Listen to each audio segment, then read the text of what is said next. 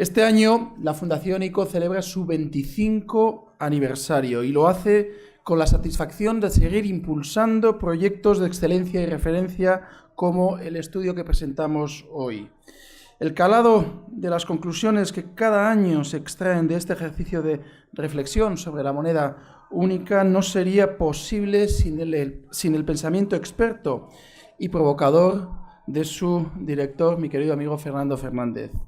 Aprovecho para darle la bienvenida, por supuesto, a él y al resto de colaboradores que cada edición tienen a bien participar. Tampoco vería la luz este anuario sin la excelente colaboración de la Fundación ICO y la Fundación de Estudios Financieros Socia, de valor incalculable por su alto grado de competencia en el estudio del sector financiero. Y habida cuenta de mi pasado, no veo mejor manera que comenzar las celebraciones de este 25 aniversario de la Fundación ICO que presentando el anuario del euro de 2017. Este año lo hemos querido hacer, la presentación, bajo un formato diferente, organizando un debate que permita ahondar en las claves y en los retos de la construcción europea mediante el intercambio de reflexiones. Esperamos así no solo cumplir nuestro compromiso con esta cita anual, sino también añadir más valor al proyecto compartiendo el debate intrínseco del estudio con el público, con ustedes. Quiero dar la bienvenida de manera expresa a don Jorge Zaguirre, presidente de la Fundación de Estudios Financieros, por supuesto a don Joaquín Almunia, vicepresidente de la Comisión Europea, que muy amablemente ha aceptado estar hoy aquí, no solo estar hoy aquí, sino participar también en la elaboración de un capítulo del anuario. La verdad que celebro que esté hoy aquí. Durante 5 años tuve el honor de compartir, cuanto menos, ciudad y algo más, y fue un auténtico honor. Y por supuesto, don Íñigo Barrón, presidente de la PIE y periodista, experto en el ámbito económico y financiero, que moderará este debate. A la satisfacción de presentar hoy el anuario de 2017 se añade la de por fin decir que el pronóstico de la Unión Monetaria ha pasado de reservado, sino crítico, de la Unión Económica y Monetaria ha pasado de reservado, sino crítico, a favorable. 5 años que son muy largos, pero que sin duda alguna podemos estar, en mi opinión, razonablemente satisfechos del trabajo realizado. El profesor Fernando Fernández, que ha examinado lo acontecido en el año 17 y compartido pareceres con los expertos colaboradores desde el anuario en esta edición, se muestra, diría yo, por fin, y ya era hora, un tanto optimista. El año pasado el optimismo lo impuse yo en el debate, este año al menos ya se ha trasladado a la edición de la quinta edición. El año pasado, como decía durante esta misma presentación, aludía al anuario como un buen testigo de la cadena de acontecimientos y crisis que nos llevarían al fortalecimiento de la idea europea. Así se resume el fin de este proyecto y la importancia de abundar en la reflexión sobre la historia reciente de la Unión Económica y Monetaria. En unos minutos, Fernando Fernández explicará cuáles son los hitos de la recuperación de la fe europeísta, no solo de la recuperación económica, sino también de la fe europeísta, y cómo ha sido posible alcanzar una estabilidad que diría yo casi impensable hace no mucho tiempo. Efectivamente, 2017 ha resultado ser un año razonablemente bueno, para no que nadie se lleve equivocación, tanto para la Unión desde el punto de vista económico como desde el punto de vista político. Voy a poner fin a mi intervención, no sin antes agradecer a los autores del estudio su dedicación y buen hacer en el debate que nos ocupa, así como a los equipos de la Fundación de Estudios Financieros, del Servicio de Estudios de la Fundación ICO, Servicio de Estudios del ICO, y de la Fundación ICO, que han sabido coordinar el trabajo de manera, diría yo, que brillante. Reitero mi agradecimiento a los que van a intervenir en esta presentación, a Jorge, a quien cedo la palabra a continuación, a Fernando Fernández y, por supuesto, a Joaquín Almunia y, por último, también a Íñigo de Barrón, con los que compartiré debate a continuación. Así que nada más, paso la palabra a Jorge Zaguirre. Muchas gracias a todos ustedes y disculpen por la ruidosa mañana que estamos teniendo. Muchísimas gracias. el agua es mía.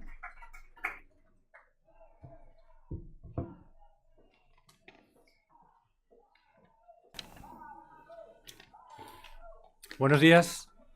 Muchas gracias por asistir a esta convocatoria de la Fundación de Estudios Financieros y de la Fundación ICO, en la que vamos a presentar un trabajo realizado conjuntamente por las dos instituciones, titulado Anuario del Euro 2017. Quiero agradecer en primer lugar a la Fundación ICO y a su presidente Pablo Zalba y a las personas que la dirigen por esta provechosa colaboración que de nuevo ha dado lugar a este estudio que hoy presentamos y que ha sido patrocinado conjuntamente por ambas instituciones.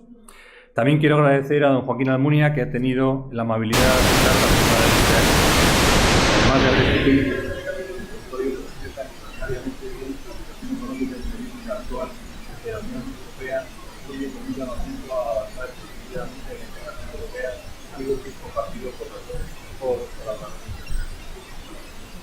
en la Fundación de Estudios Financieros estamos muy satisfechos del resultado de esta colaboración y es nuestro deseo mantenerla en los próximos años. Creemos que el Anuario del Euro se está consolidando como un estudio de referencia a nivel europeo y esto es algo que constatamos por el eco que recibimos de las presentaciones que realizamos del libro, tanto en ciudades españolas como en Bruselas, y que vamos a intentar llevarlas a otros países. Por último, agradecer a don Fernando Fernández Méndez de Andés, profesor de Economía y Finanzas del IE Business School, que ha dirigido este estudio y que ha realizado una gran tarea de producción y coordinación del trabajo que hoy presentamos. Fernando es un colaborador habitual de diversas iniciativas de la FEF y el Instituto de Analistas Financieros, es miembro destacado de nuestro consejo asesor y te agradecemos sinceramente una vez más el esfuerzo que realizas para hacernos un hueco en tu intensa actividad académica y profesional. Para la Fundación de Estudios Financieros son muchas las razones que nos han llevado a continuar con este proyecto de carácter anual junto con la Fundación ICO, coincidiendo además con un periodo de gran importancia para la moneda única. El objetivo que nos planteamos es poner a disposición del lector las novedades que se han producido en el último año en el ámbito europeo en la Unión Monetaria, Fiscal, Económica y Política, señalando los aciertos, las limitaciones y también sus posibles insuficiencias. Para ello hemos reunido a algunos de los especialistas en esta materia, perteneciendo tanto al campo académico como al profesional, para que expongan sus ideas, investigaciones y propuestas que faciliten el debate sobre los problemas que aún tiene hoy planteados la moneda única europea.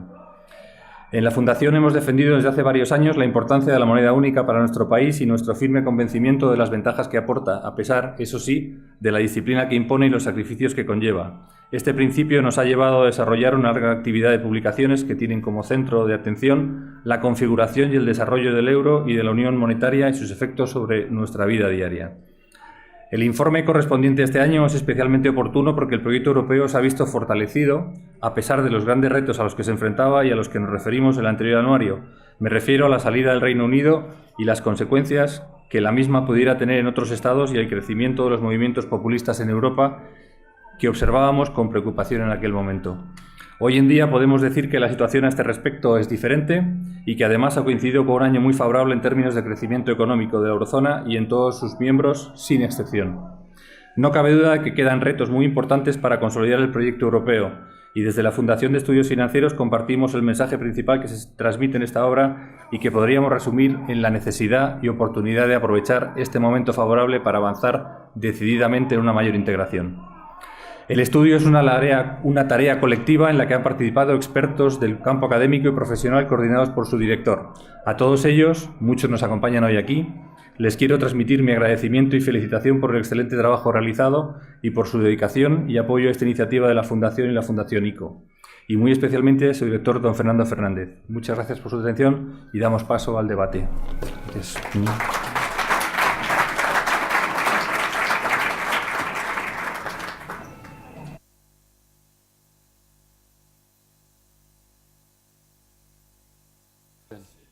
Bueno, pues eso, les decía que muchas gracias por asistir a esta presentación, que creo que va a ser muy interesante. El texto lo es, desde luego. Y bueno, la dinámica va a ser muy sencilla.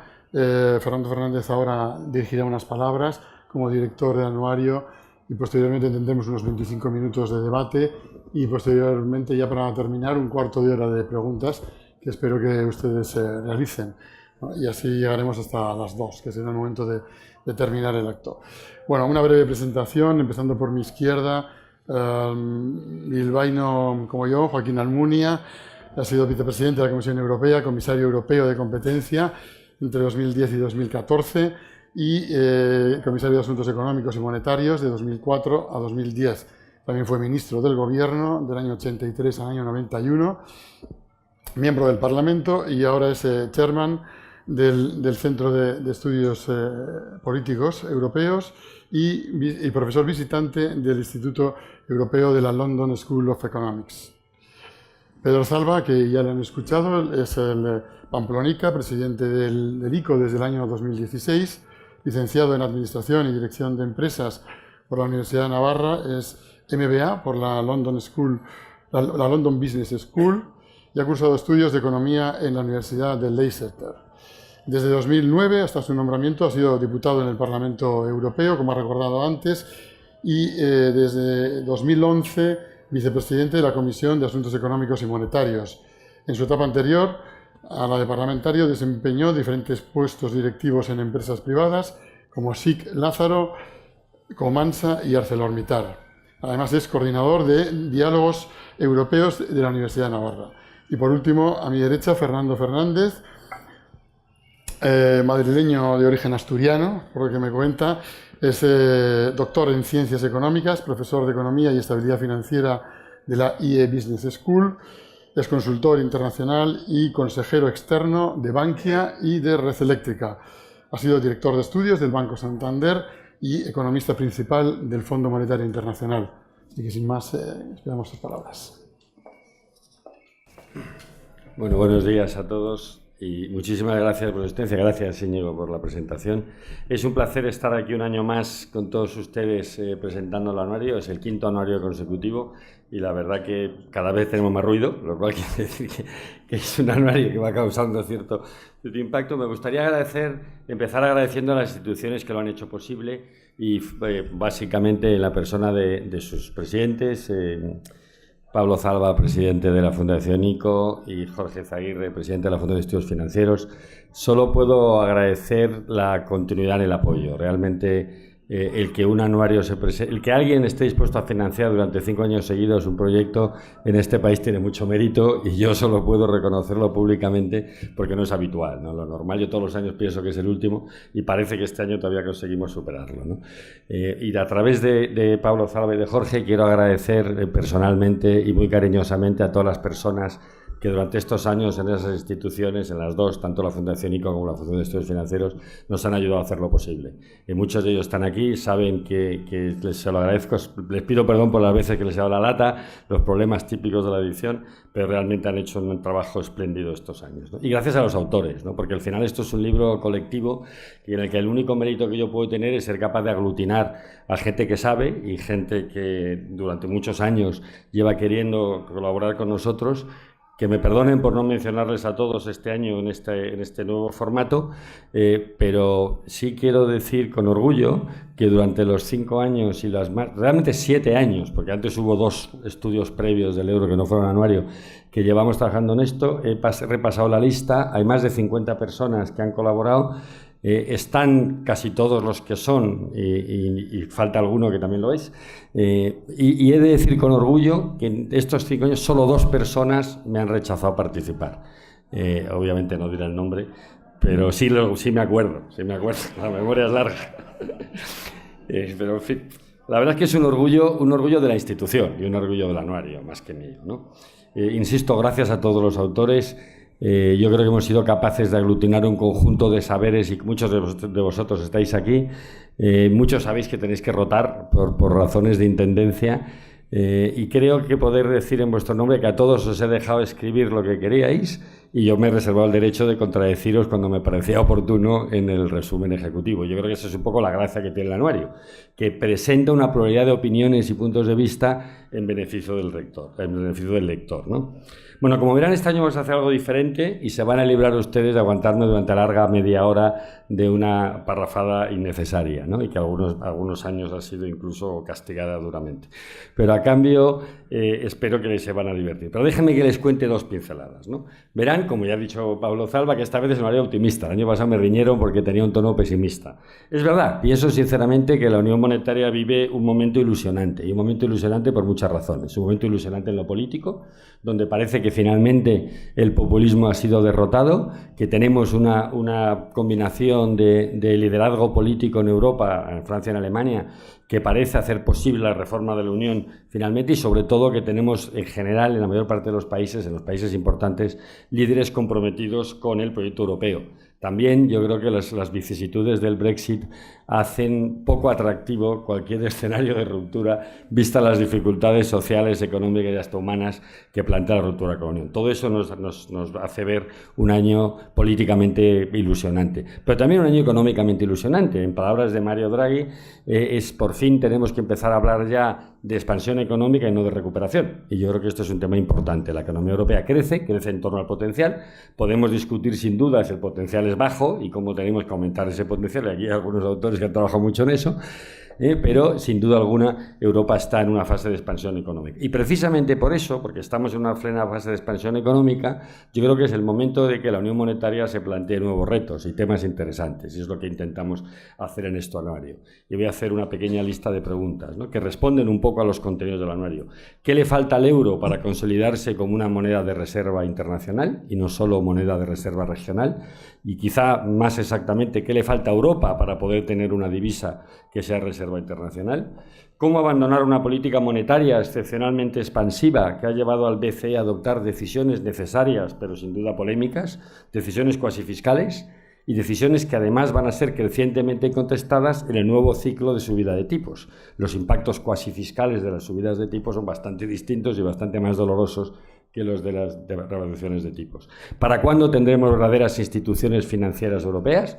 Dicho más directamente, ¿cuándo habrá fusiones transnacionales en Europa? ¿Qué obstáculos quedan? ¿Por qué no se producen? ¿Por qué seguimos hablando fundamentalmente de fusiones nacionales? ¿Cómo reformar el mecanismo de resolución bancaria europea una vez que lo hemos utilizado, después de los problemas detectados en su primera aplicación? Por cierto, una vez más en España parece que nos ponemos siempre en la primera lista de salida para ponernos de candidato a los experimentos europeos. Nos gusta esto de crear ejemplo en Europa, está bien, pero me atrevo a sugerir algunos mecanismos de reforma importantes. Tenemos que regular la discrecionalidad con la que se plantean los de resolución, y también hay que asegurar que el Fondo Europeo de Resolución tenga cuantía suficiente independientemente del tamaño de la entidad que haya que resolver, y que no parece oportuno que estemos hasta la última hora, el último minuto, pensando cómo nos evitamos tener que resolver una institución porque no tenemos dinero. Yo creo que estos son algunos de los problemas que habrá que resolver. Tras estos años de fuerte activismo regulatorio, de tsunami regulatorio, como le han llamado los autores, el autor del estudio, del capítulo específico, ha llegado el momento de dar estabilidad regulatoria a las instituciones financieras en Europa para que puedan afrontar los retos de verdad. Y los retos de verdad son los retos de la digitalización, los retos del apoderamiento del nuevo cliente bancario y, en definitiva, los retos de la rentabilidad en un escenario crecientemente dificultoso. Y eso es muy difícil sin un mínimo de estabilidad regulatoria. Y creo que es el momento también de empezar a decirlo. Y, por último, en este capítulo, cómo acelerar y disminuir los obstáculos para avanzar decididamente en la reforma y la integración del mercado de capitales europeo, para permitir esa siempre anunciada transición de un modelo de financiación mayoritario, dominantemente bancario, hacia un modelo de financiación del mercado de capitales. Como digo, una lista larga de temas, un optimismo, por lo tanto, que se basa en la convicción de que políticamente es posible. Quizá un optimismo militante que se basa en la convicción profunda de que Europa sí es la solución, pero un optimismo que no puede ignorar los múltiples y complejos problemas existentes. La pervivencia todavía de dos visiones de la Unión que se resumen en una falsa dicotomía, en el falso binomio de solidaridad versus autoridad, o reducción de riesgos versus mutualización de riesgos. Europa no será posible sin formalizar un pacto de disciplina fiscal a cambio de mutualización de la deuda. Ese es el reto que creo que ha hecho suyo la Comisión Juncker en su comunicación del 6 de diciembre, cuando este anuario estaba a punto de ver la luz y de ser enviado a imprenta, y por lo tanto al que nos referimos muy brevemente. Una comunicación valiente que pone la reforma europea en la agenda oficial y cuya discusión ocupará gran parte del debate europeo de este año 2018. La música suena bien, pero el peligro está como siempre en los pequeños detalles. Y les confieso que me preocupa bastante, mucho, un cierto consenso franco-alemán que empiezo a percibir en la opinión publicada. Permítame que les exponga brevemente mi temor. Una opinión que parte de una constatación empírica. No ha habido nunca ningún área monetaria que haya podido sobrevivir sin un adecuado grado de mutualización en su seno.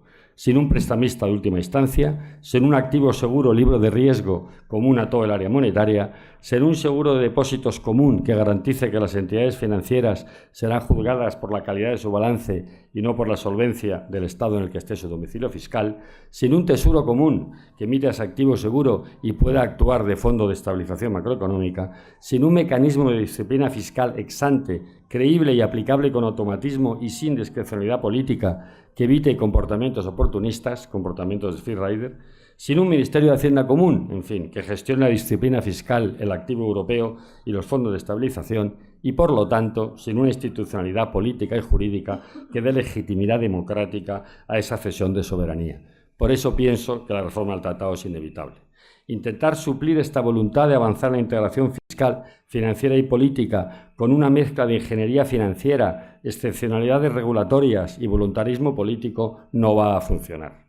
De eso y de mucho más se trata en el anuario que lleva el subtítulo Un futuro para la Unión Monetaria, porque de eso se trata, de asegurar la estabilidad y la permanencia de la Unión Monetaria Europea. Muchas gracias.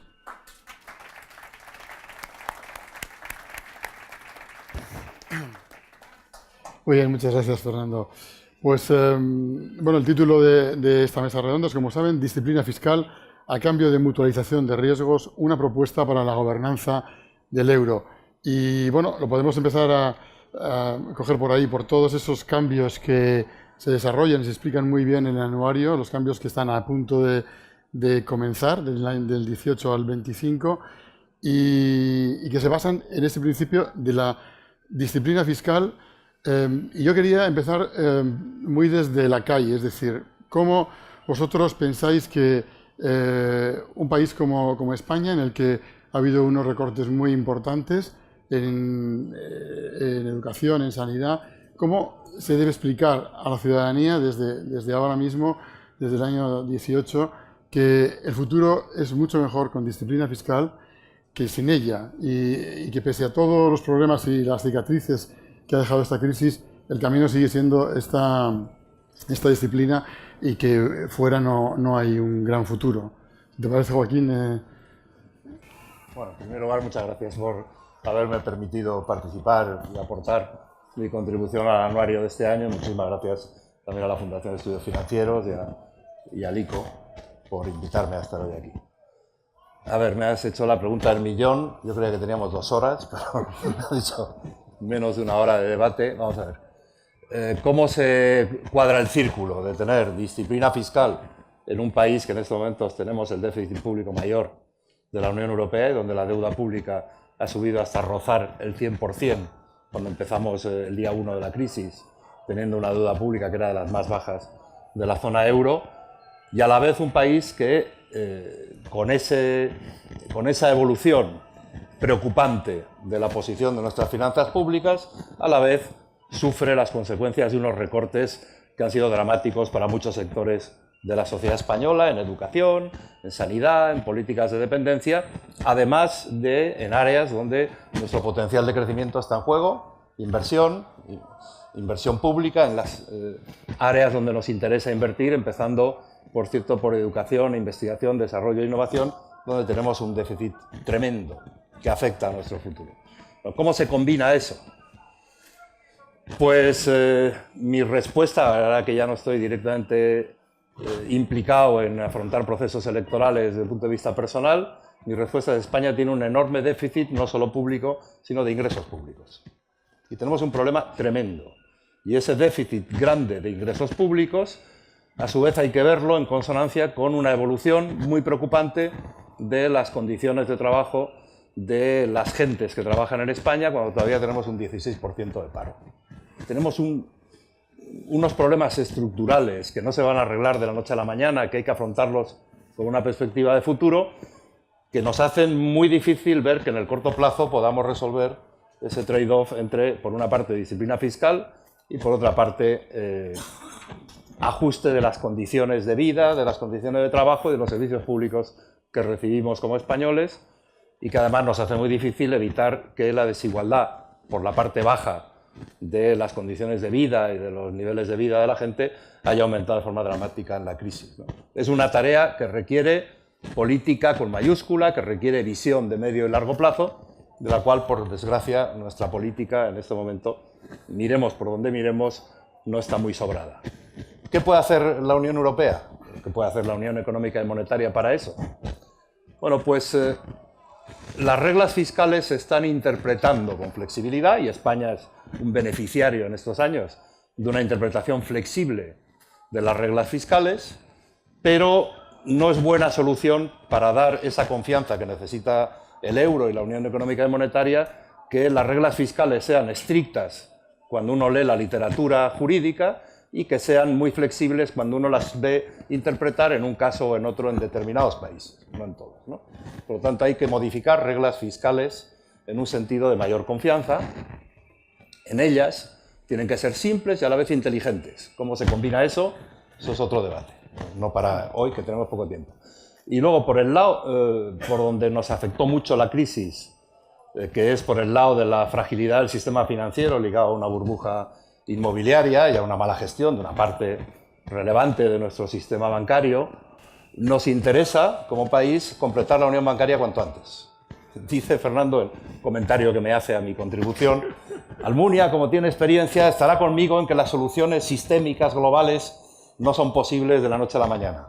Bueno, tú has hecho una lista de cosas que hay que hacer, que es una solución sistémica global, pero no es posible de la noche a la mañana, y por lo tanto yo creo que lo que más nos interesa en el plano de lo que está a punto de debatirse para el futuro inmediato de la Unión Económica y Monetaria, en cuanto haya un gobierno en Alemania, esperemos que lo haya el 4 de marzo por la noche, y que con Macron empiece la cosa a funcionar y que Italia no sea un problema mayor del que ya puede uno imaginar viendo la evolución de los sondeos electorales y tal. Nos interesa completar la unión bancaria, y eso exige una confianza política para que se pueda encontrar la adecuada combinación entre evitar el riesgo moral o el free riders, los gorrones para recibir dinero alemán, pase lo que pase, pero por otro lado que los acreedores, los que tienen más capacidad de préstamo, más capacidad económica, sepan que la deuda pública en los balances de los bancos italianos o españoles o de otros países de la periferia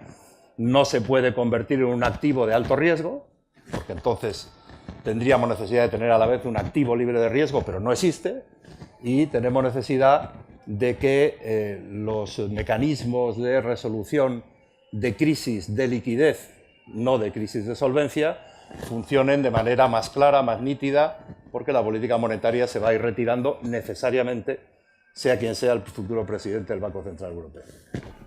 Me paro ahí. Bueno, yo creo que ya ha dado varias opiniones importantes sobre cómo solucionar esto. Pablo, ¿cómo lo ves tú? Bueno, yo creo que la primera reflexión que quería hacer es que la disciplina fiscal no es un fin sino un medio. ¿Qué quiero decir con esto? Yo recuerdo un debate en el Parlamento Europeo con un colega español socialista que llegamos a la conclusión que obviamente unas cuentas saneadas, unas cuentas públicas saneadas son sin duda un instrumento para garantizar, para impulsar el crecimiento, y me atrevería a decir que el crecimiento sostenible.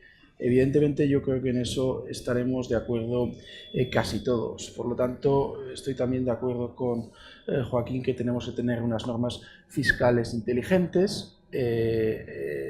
Han sido flexibles, evidentemente, lo han reconocido. Yo me acuerdo de una frase, me parece que fue de Olli Rehn, que dijo que el Pacto de Estabilidad y Crecimiento no era tonto, no era estúpido, o algo similar, y se ha demostrado. Y a colación de esto, recientemente también la canciller Merkel hizo una reflexión vinculada con la situación de España, donde se había tenido que hacer un esfuerzo fiscal importante para reducir el déficit desde 2 dígitos hasta la situación en la que nos encontramos hoy.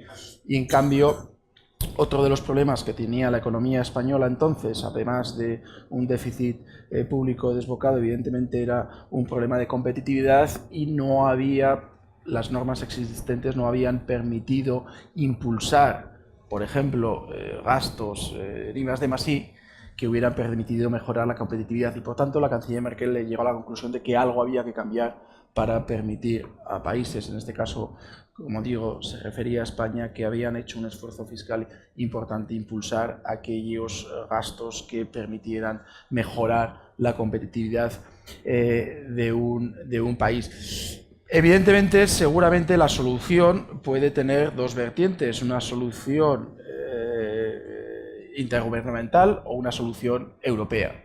Yo desde luego aboco por una solución europea que de alguna manera permita equilibrar estas situaciones que se dan con las normas fiscales actuales, o sea, el dotarnos de instrumentos que de alguna manera afronten estos shocks asimétricos. Desde luego, yo ahí no puedo estar más de acuerdo con el objetivo que se ha marcado Fernando Fernández desde hacia dónde tenemos que ir. Yo creo que eso desde luego no merece debate alguno, no hay alternativa.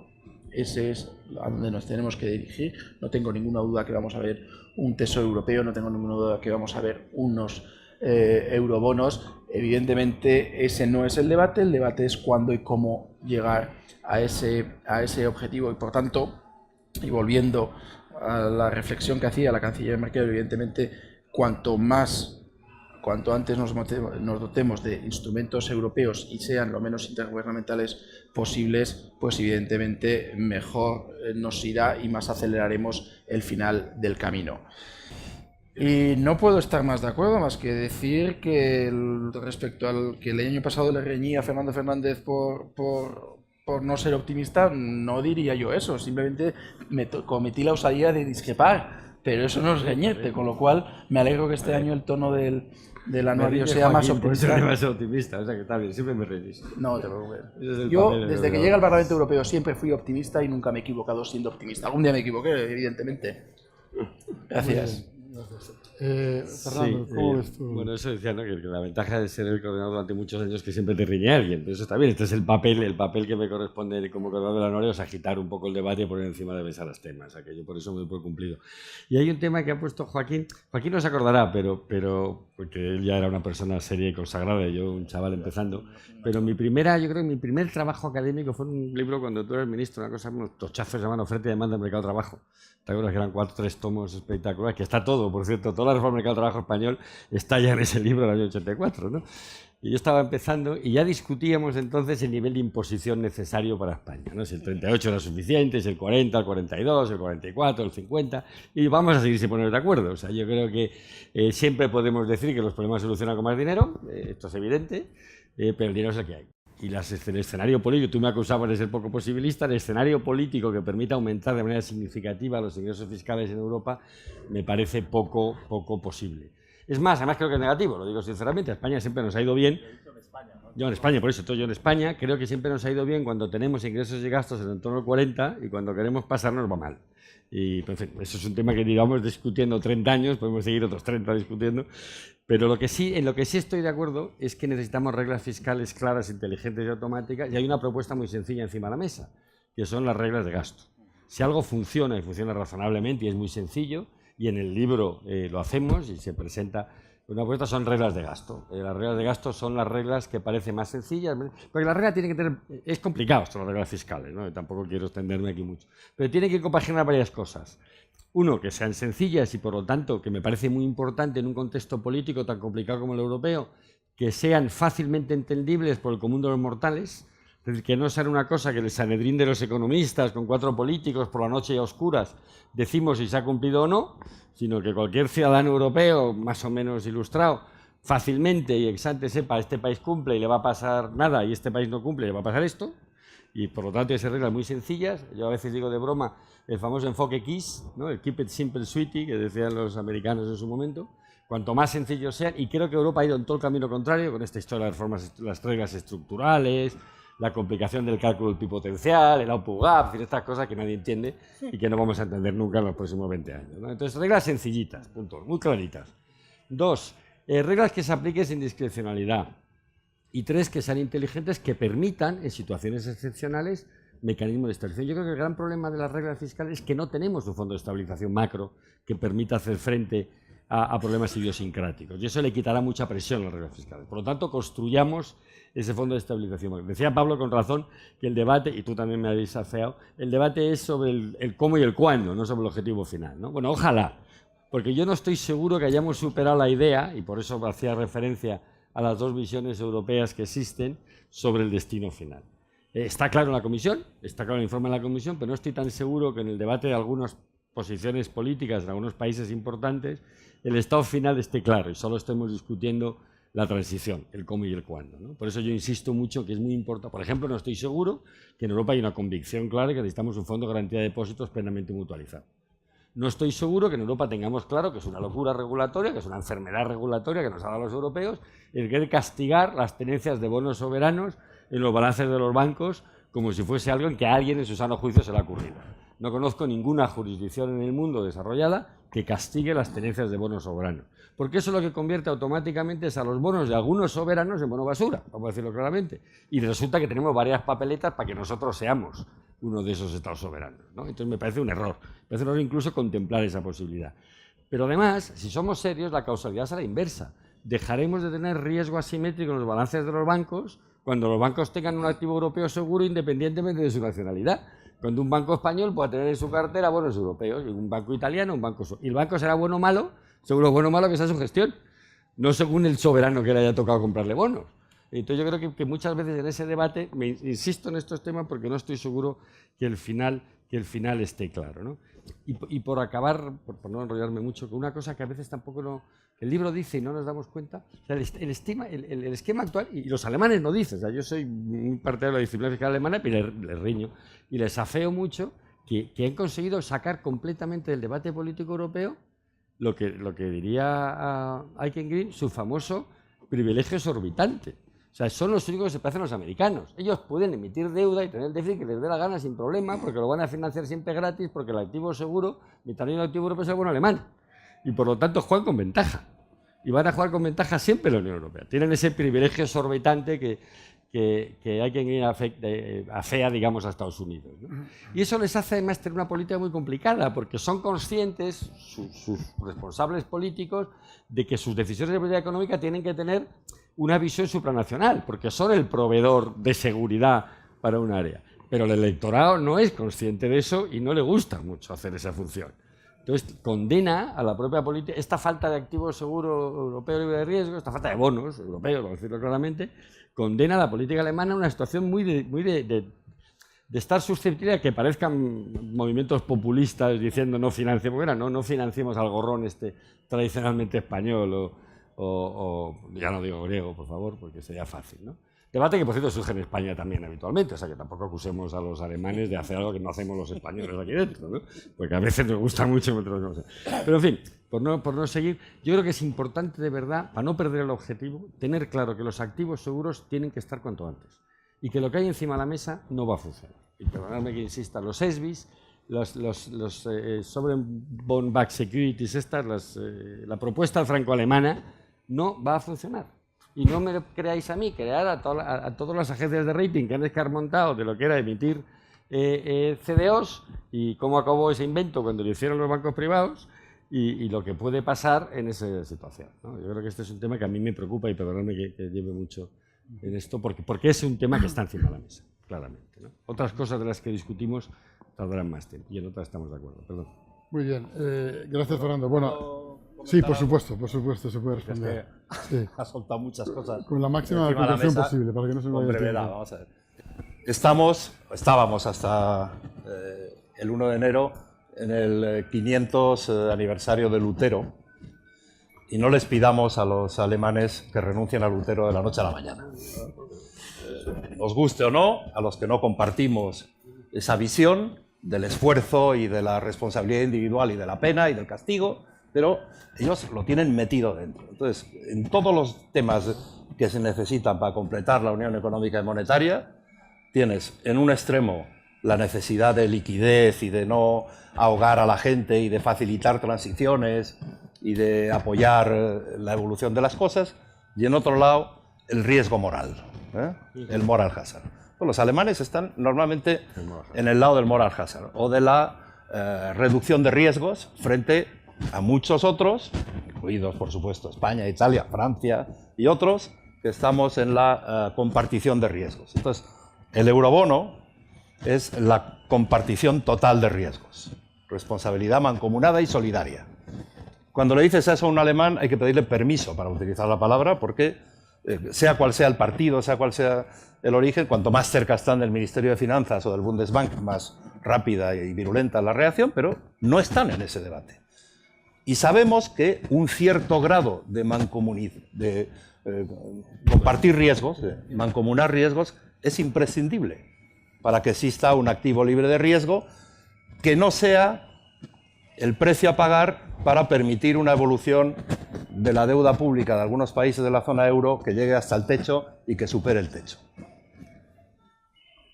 Ese es un debate para la unión bancaria y para las reglas fiscales. Pero el segundo elemento que quiero añadir tiene que ver con las reglas fiscales. Porque es verdad que la regla de gasto simple, la tenemos en España dentro, ¿no? En el Estado de las Autonomías, simple y inteligente hasta cierto modo, como cualquier regla de ese tipo. Siempre tienen excepciones que tienes que considerar con visión y con experiencia y flexibilidad. Pero, ¿cuál es el problema? Aplica la regla de gasto. ¿Qué pasa con la evolución de la deuda? Que no depende solo de la regla de gasto. Cuando el verdadero problema a medio plazo es la deuda pública. Y va a ser más problema dentro de unos años con una política monetaria normalizada que no ahora, donde estamos recibiendo el quantitative easing del Banco Central Europeo, que tapa una parte de los riesgos. Y el otro problema de la regla de gasto, que no lo resuelve por sí misma, es cuánto tiempo necesita un país para ajustar sus finanzas públicas sin matar el crecimiento y por lo tanto reducirle el denominador y destrozarle la definición del objetivo. Yo estoy de acuerdo contigo, yo no soy economista académico, por lo tanto no puedo estar más de acuerdo en la teología del output gap y del crecimiento potencial. Se ha demostrado aquí y en cualquier lado que es algo que se mueve y que tú no controlas cómo se mueve y por lo tanto basar tus ajustes fiscales en eso, estoy de acuerdo que no es lo más sensato. Pero, ¿cómo se organiza un sistema de reglas que tenga sensibilidad para no crear más problemas de los que trata de resolver? Y eso exige política, exige alguien con poder político, con capacidad política, que no puede ser alguien que no sea responsable ante un Parlamento. Y el otro problema que tiene la Unión Económica y Monetaria, para avanzar por donde yo creo, y tú también, que debe avanzar, es plantearnos la legitimidad política de las instituciones y qué modificaciones se requieren en la estructura institucional para conseguirlo. Sí. Bueno, perdona, Pablo. Sí. Y yo, respecto a lo que ha dicho Joaquín de Alemania, sí que comparto obviamente que no tenemos que olvidar a Lutero, pero es verdad que yo sí que creo que Alemania sabe cuál es el final del camino. Pero lo que Alemania no quiere, a mí me lo explicaron alguna vez, que Alemania quiere construir una casa ladrillo a ladrillo y no quiere empezar a hablar del tejado hasta que las paredes no estén acabadas. En cambio nosotros, por una cuestión seguramente cultural, nos gusta hablar del tejado cuando todavía no hemos acabado las paredes, pero todos sabemos que la casa tiene que tener tejado. Por lo tanto, yo insisto, estoy de acuerdo en esa dificultad que tiene Alemania en simplemente escuchar la palabra eurobono, que vamos, no la has podido describir mejor, pero yo creo que es algo a lo que estamos abocados. O sea, lo que no tiene sentido, y no lo ha podido definir mejor Fernando, es que tengamos una unión económica una unión monetaria sin la necesaria unión económica. Eso no ha funcionado en ninguna parte del mundo ni funcionará a medio o largo plazo. O sea, eso tenemos que ser conscientes y yo creo que somos todos conscientes. ¿Cuándo y cómo? Eso es, yo creo que la principal duda al respecto. Muy bien, gracias. ¿Me dejas? Pero medio minuto. O sea, Es imposible, sí. Uno. No, pero hay dos cosas que sí le quiero decir a Joaquín. Primero, porque me parece importante, estamos de acuerdo en que hay que legitimar democráticamente la cesión de soberanía. Me parece esto que es fundamental y no lo estamos haciendo bien. Yo creo que esto es un problema muy complicado. Y esto es importante porque, de alguna manera, contesta el segundo tema, que era el de que hay que distinguir lo que es el stance de política económica, si somos más expansivos o menos expansivos, que es una decisión que todos los gobiernos en cualquier país tienen que tomar en su momento y que tendremos momentos de más expansión fiscal y momentos de más contracción, momentos de más gasto público, momentos de menos, como tiene cualquier país, y para eso están las elecciones y los gobiernos de turno, y entonces no se presenta, elige. Eso es distinto de los mecanismos institucionales de toma de decisiones. El problema de Europa es que no hay stance de política fiscal. Luego ya discutiremos, según quién gane las elecciones, si el stance es más expansivo o más contractivo. Por eso, creo que hasta ahí estamos de acuerdo. Segundo, también vamos a estar de acuerdo en el tema de la regla de gasto, y además, mira, la ventaja de que lean ustedes el libro, porque el capítulo de política fiscal del libro va precisamente, no va a hacer publicidad de nadie aquí, pero está presente en la sala, habla de una regla de gasto que ajusta precisamente el ritmo de ajuste es función del nivel de endeudamiento, para entendernos. O sea, la regla de gasto es una regla de gasto corregida por esos problemas que tú razonablemente planteabas de nivel de deuda, ¿no? Y ya, después de haberte dado razón, te tengo que llevar la contraria en un minuto, ¿no? O sea, los alemanes son muy conscientes de esto, y precisamente porque son luteranos, hay que decirles que Lutero está muy bien, y que tienen razón en la regla fiscal, tienen razón en que no podemos tener un sistema de contingencias fiscales abiertas. No puede ser que la viejecita de Hamburgo esté a disposición de que los griegos o los españoles gastemos, no puede ser, pero a cambio de eso, a cambio de asegurarnos soberanía fiscal, tenemos que tener la garantía de que nuestros bancos y nuestros depósitos en los bancos son iguales que los depósitos de los bancos alemanes. Pues esto no va a funcionar. Y esto es el pacto del que yo hablo entre disciplina fiscal y mutualización de deuda. Los alemanes, pero te lo admiten, pero dice, ahora vamos a hablar del orden de los... Claro, pero entonces te voy a decir una cosa. Es el tema del sequencing, el tema del orden, llevamos hablando 20 años, esto no es nuevo. Yo recuerdo, y ahora sí que acabo, el año 2011, en un seminario en Alemania, en el Bundesbank, todo iba muy bien, y hablaba de Europa y tal, todo era muy elegante, hasta que se me ocurrió hablar de la Unión Bancaria. Algunos se acuerdan que estaban aquí. Hasta que se me ocurrió hablar de la Unión Bancaria y la necesidad de un supervisor bancario. Y se levantó una gran personalidad, el presidente de la Confederación de Cajas de Ahorros Alemanes, que ríanse ustedes de lo que es el presidente de la CECA en España, para ver autoridad política de verdad, lo conozco. Que tú lo conoces, que además es grande, yo pequeñín, y dijo, le dedicaré el resto de mi vida a que la unión bancaria no suceda. Y aquí hay testigos. Y aquí hay testigos. Y yo, efectivamente, me quedé absolutamente muerto miedo, muerto miedo, y después de un rato así tal, dije, pues mire, ¿sabe lo que le digo? Que ya puede usted dedicarle el resto de su vida a ver cómo salimos de esta sin que explote, porque esto va a acabar fatal. Pues lo mismo pasa con los eurobonos. Ahora te cuento cómo... Ya sé que esto es un lío, pero lo solucionamos o va a explotar. En dos brochazos. En el 2011, la Unión Bancaria no puede tener sistema común de garantía de depósitos, sea cual sea el mecanismo. Junio del 2012, lanza el Consejo Europeo la Unión Bancaria. Y por el camino se ha caído el pilar, el tercer pilar del sistema común de garantía de depósitos, porque el presidente de las cajas alemanas y de las cooperativas y no sé cuánta gente más dicen que su sistema no lo toca nadie, ni el canciller Bismarck si baja la tierra. Y después se consigue meter otra vez el sistema común de garantía de depósitos. Hay una propuesta que está encima de la mesa, el Consejo y el Parlamento Europeo están discutiendo. Yo el jueves y viernes estaba en una conferencia en Bruselas.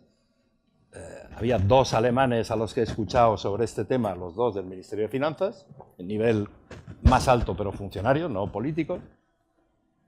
Y sí, no te niegan la mayor, pero las condiciones que ponen te llevan a concluir que a lo mejor existe alguna vez un sistema común de garantía de depósitos como nos gustaría, pero que ni tú ni yo lo veremos. Pues yo discrepo y lo veremos antes posible. Yo creo que una de las cuestiones, efectivamente, uno de los problemas que tiene la Unión Europea es que no tenemos perspectiva suficiente para ver los avances que hemos producido. Yo creo que en el año 9 te dicen que vamos a tener un fondo común de garantía de depósitos, o que estamos debatiendo hoy un fondo común de garantía de depósitos. Yo creo que hubiera sido algo impensable, y de alguna manera algo pasa también con la legitimidad democrática. Cuando yo llegué al Parlamento Europeo en mayo del 9, ¿cuándo fue? Tú sabrás. No sé, yo estaba allí ya. Tú estabas ya, pero ¿cuándo hubo elecciones? En mayo, me parece que fue. Fue en el 9, desde luego. Oye, si hubiera habido un acuerdo de libre comercio, lo hubiera aprobado el Consejo, y el Parlamento Europeo no hubiera hecho más que una votación que hubiera sido a título consultivo totalmente y no hubiera influido para nada. Hoy en día, ¿en qué escenario estamos? Y digo la política comercial porque está tan en el debate de la ciudadanía, ya no en el debate de las élites, sino en el debate de la ciudadanía. Y hoy no se puede aprobar un acuerdo de libre comercio sin el visto bueno del Parlamento Europeo. Y de ahí que ese debate haya llegado a la ciudadanía. Yo creo que la ciudadanía tiene que ser consciente de esos avances, que son suficientes en absoluto, pero que son avances y que se han producido en mucho menos tiempo de lo que hubiéramos pensado. Yo creo que es de justicia reconocerlo, vamos. No me convenzas a mí que soy el mayor de los Por cuatro supuesto. y estaba en no, Bruselas eso en el año 72. Sí, tú eres ya como sé lo que que hemos eres avanzado. Bueno. Yo te digo que en ese punto concreto habrá un mecanismo de reaseguro con no sé cuántas condiciones. Pero que acabará en la el sistema movilización común de en el año garantía, 20 y algo, el pero el año sistema 20 y algo común de parece garantía de lejísimo. depósitos sustituyendo a los sistemas nacionales. Pues yo creo que lo veremos. Son ustedes testigos. A ver quién. Bueno, mira, Será en tenemos el año mucho debate. Eres más iremos joven a que una- yo. Iremos a una mutualización total en el año 20 y pico, que parecerá que es, no lo vamos a ver ninguno, y al final el año 20 y pico es pasado mañana, ¿De qué siglo? del presente. Bueno, como el 25 está más lejos, yo antes de pasar la palabra al público quería una respuesta más o menos corta. Todo esto de los eurobonos, que ya vemos que está complicado, ¿sería posible si el futuro presidente del Banco Central Europeo es un alemán del Bundesbank? ¿O ya sería el rizar el rizo? Vale, esto va a ocurrir el 19, por eso no, lo digo. vamos a ver. Esto es... Puede que acabe voy a el hacer un sueño chiste mucho fácil, antes, ¿no? ¿no? Voy a hacer un chiste fácil, pero esto sí que me dejas un poco... O sea, igual que las reformas de política nacional, yo qué sé, determinado tipo de reformas solo las puede hacer la izquierda y otro determinado tipo de reformas las puede hacer la derecha, por razones históricas, pues solo ellos pueden castigar a su electorado, por decirlo claramente, sin entrar en matices que todos entenderíamos. Una reforma de esa naturaleza solo la puede hacer un alemán. Y en ese sentido podría ser posible. Lo que yo, en mi optimismo inicial, lo que he querido ignorar deliberadamente es que las incertidumbres políticas en Alemania son mayores de las que me gustaría. Es decir, hay un eje democristiano socialdemócrata, CDU, CSU, SPD, que parece que funciona muy bien, pero que a veces es menos representativo del electorado alemán. Y esto es preocupante, ¿no?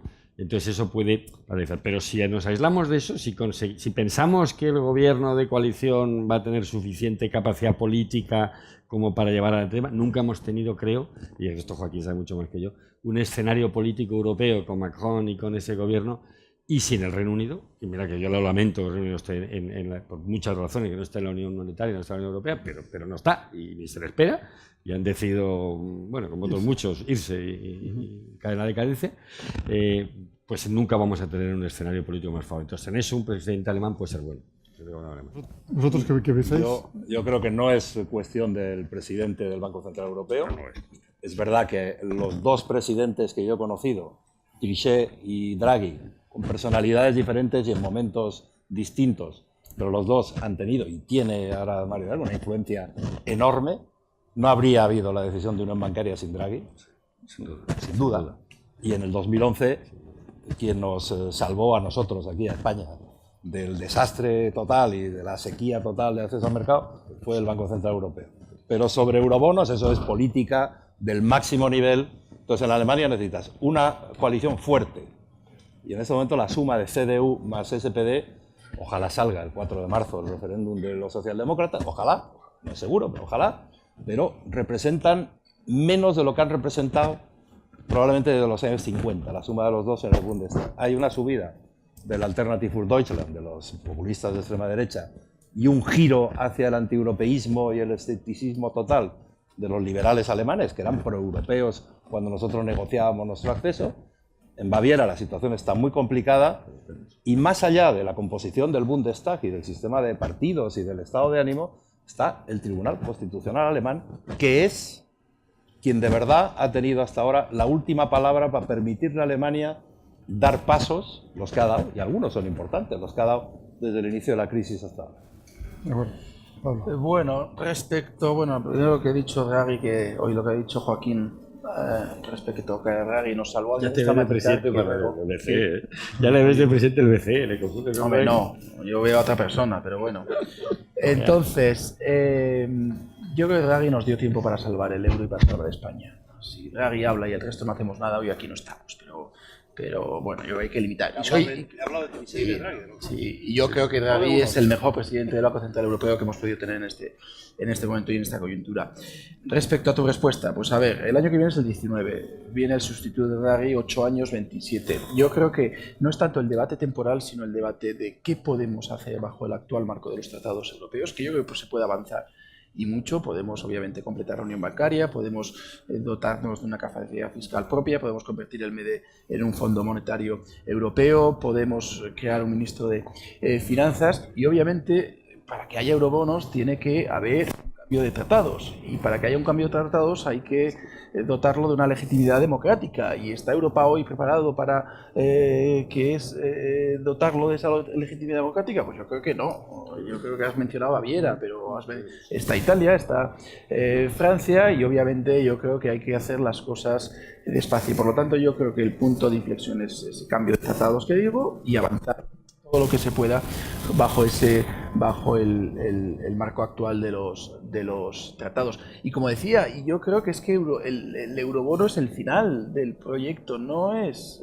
hoy en día sería impensable, incluso me atrevería a decir absurdo la idea de implantar un eurobono en el año 2021, o sea, porque no estamos preparados y obviamente habría que hacer un proceso como se hizo con el euro, donde habrá que poner una serie de condiciones a nivel nacional que se tendrán que ir cumpliendo, pero para eso es un proceso, insisto, que bastante largo y hay un largo camino, pero que los vamos a ver, no tengo ninguna duda que todos los aquí presentes en la sala veremos. Pero déjame una cosa porque me preocupa esto, Pablo, de verdad, si están de acuerdo en eso. Yo solo cito una frase de Romano Prodi que decía en el año 2029, algo así, y cito de memoria y siempre me equivoco, pero más o menos el espíritu es ese.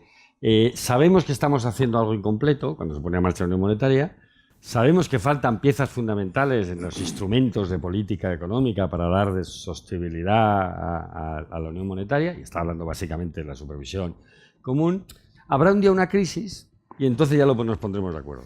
Entonces yo espero que nos pase lo mismo. O sea, sabemos lo que tenemos que hacer, pero ahora estamos vamos a ver si conseguimos esta crisis gorda, a ser posible tan gorda como la anterior, para que nos enteremos de verdad de cómo va esto, y entonces ya pondremos los eurobonos. Entonces yo lo que quiero es hagamos todo lo posible porque pongamos en marcha los elementos que puedan conducir hacia el eurobono antes de que tengamos una crisis. No esperemos a hacer esto una debacle, porque eso es lo que me temo que vamos a hacer la mejor tradición europea, ¿no?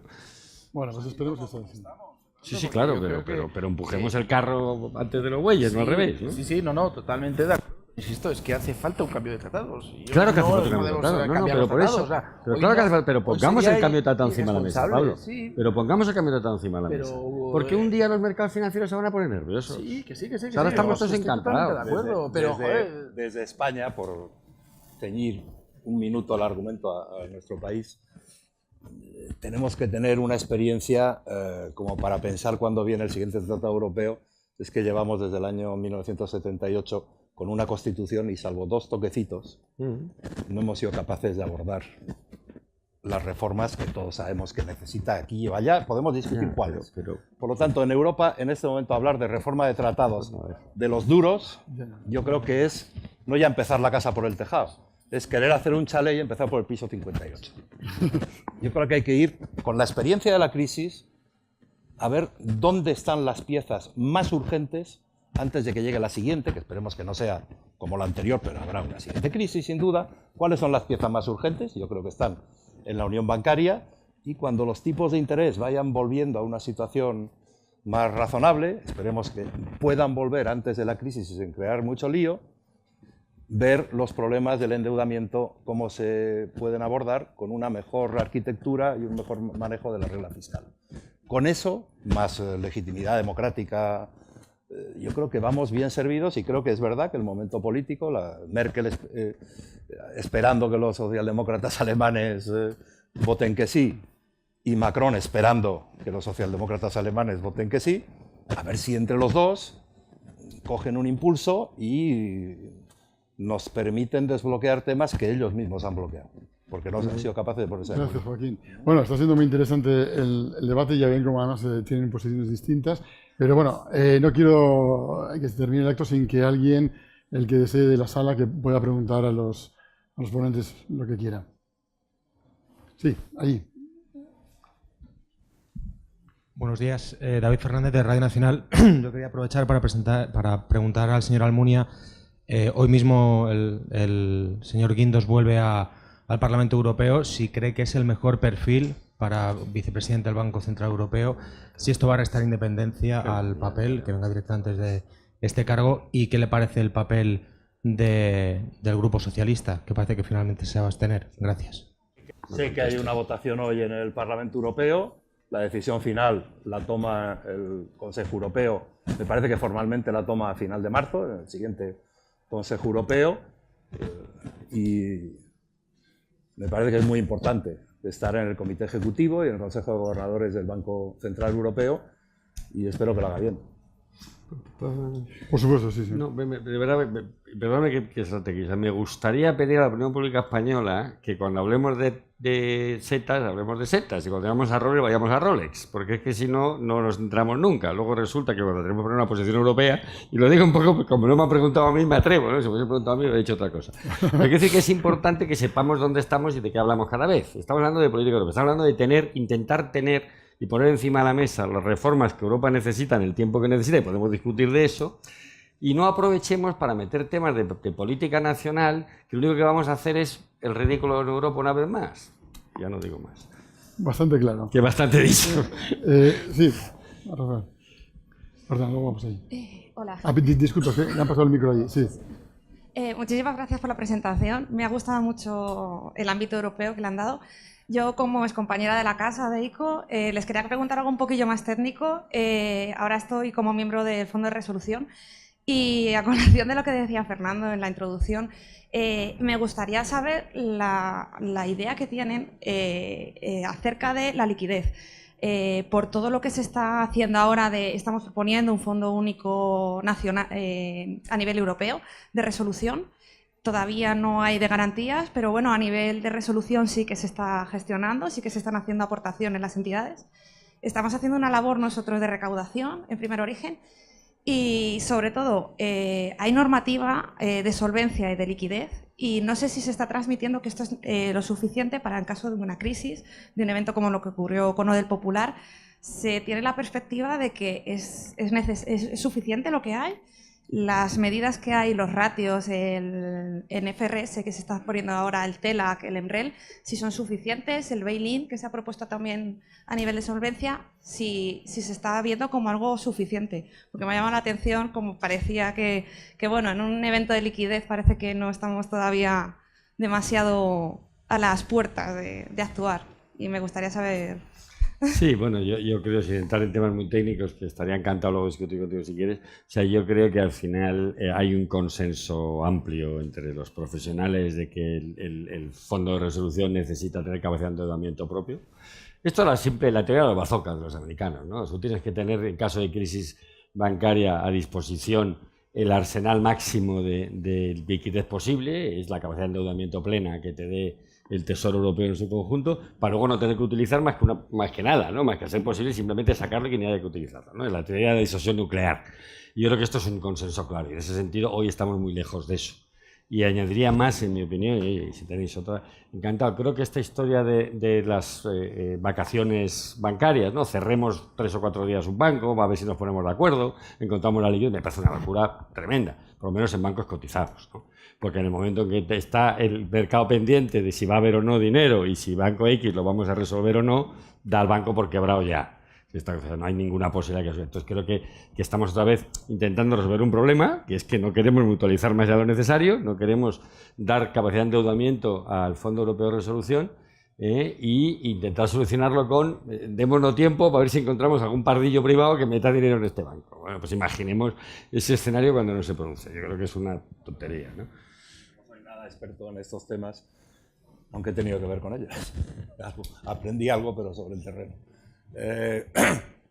El bazooka, según las propuestas, y ahí sí que hay relativo grado de acuerdo entre alemanes, franceses, la Comisión, es el mecanismo de estabilidad, o en su caso el futuro Fondo Monetario Europeo, tiene que darle el respaldo si lo necesita el Fondo de Resolución, y sobre todo si tiene que actuar antes de que esté completamente cubierto a las aportaciones, pues necesitará eso, porque no tiene dinero. Claro, pero ese bazooka, el tema fundamental para mí es que el bazooka no esté sujeto a decisión política en el momento, porque entonces estamos muertos. O sea, si es un organismo, si es el MEDE, perfecto, el MEDE, el entendido como Fondo Monetario de Estabilización. En el fondo autorizo el nivel de endeudamiento, no tengo problema. Si tiene que ir al Eurogrupo, tengo todos los problemas. Hombre, Eso, hay diferentes ideas de Fondo Monetario Europeo, diferentes propuestas, depende a qué ministro le escuches.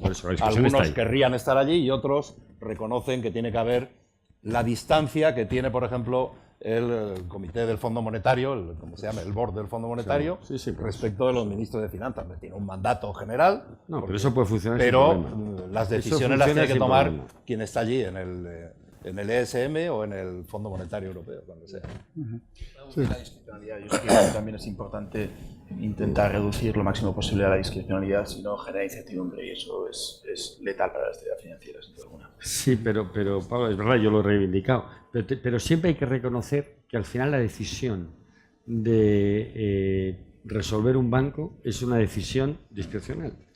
Porque ojalá fuese tan sencillo como tirar un botón y decir, le paso un test, y este test lo apruebo, como el carnet de conducir. Aprueba el test, no aprueba el test, punto. Este banco lo resuelve, este lo dejo. No, es que no es así. Es que la resolución en la práctica es un juicio de valor que hacen unos señores a los que hemos dado la competencia profesional y política para hacerlo y que tenemos que apoyar plenamente, yo también en esto lo digo claramente, insisto mucho, y eximirles de cualquier responsabilidad civil o penal en el uso de sus facultades y siempre que no haya dolo, malversación de fondos o corrupción. Porque si no, lo que van a hacer es protegerse, no proteger el sistema. Y eso funciona mal. Ya sé que esto no se lleva ahora, pero es importante. Si leéis las memorias, estoy seguro de las memorias de Paulson o de Timothy Geithner, están obsesionados durante todo el periodo de intervención de los bancos con si van a acabar en la cárcel. Claro, no puede ser. Tú no puedes tener un sistema de resolución bancaria en el que la preocupación fundamental del regulador es que no vaya a ir a la cárcel, en vez de que le pase al sistema bancario. La experiencia que yo tuve en la comisión durante mi periodo de comisario de competencia con bancos en crisis era utilizar un instrumento que no está pensado para eso, pero que ha habido que utilizarlo para eso, las ayudas de Estado, el control de las ayudas de Estado, y con decisiones de ayudas de Estado hemos liquidado a lo largo de la crisis 30 y tantos bancos en Europa. Alguno de ellos bastante grande y alemán. Gracias. Aquí en la primera fila tenemos una petición. Muchas gracias.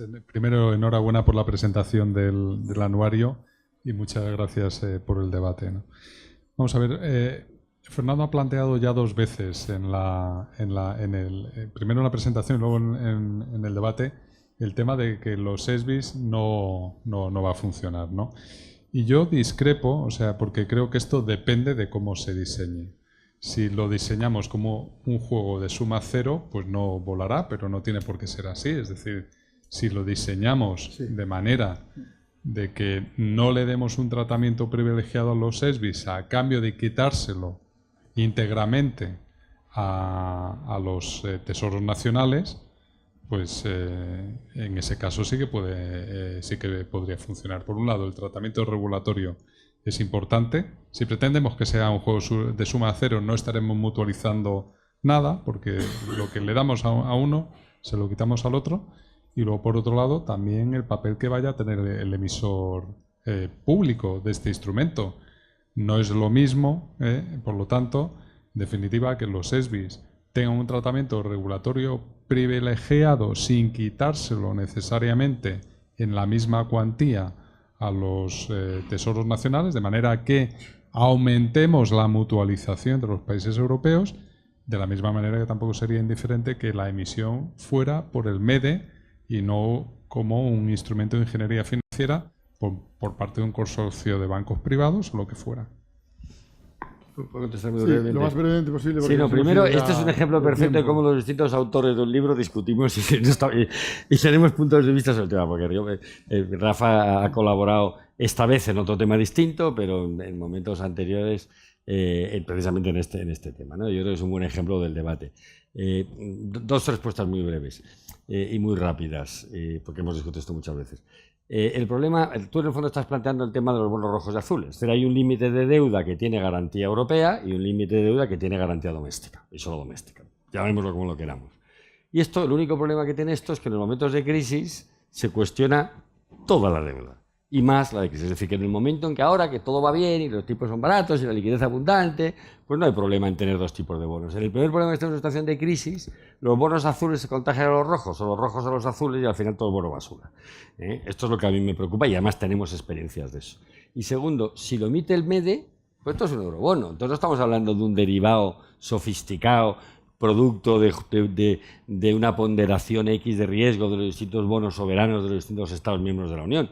Estamos hablando de un bono del MEDE, que tiene el respaldo del presupuesto del MEDE y de la capacidad de endeudamiento del MEDE, es decir, que tiene el respaldo del contribuyente europeo, en cuyo caso es un eurobono. ¿Que hay que llamarle bono MEDE? Pues oye, no tengo ningún problema.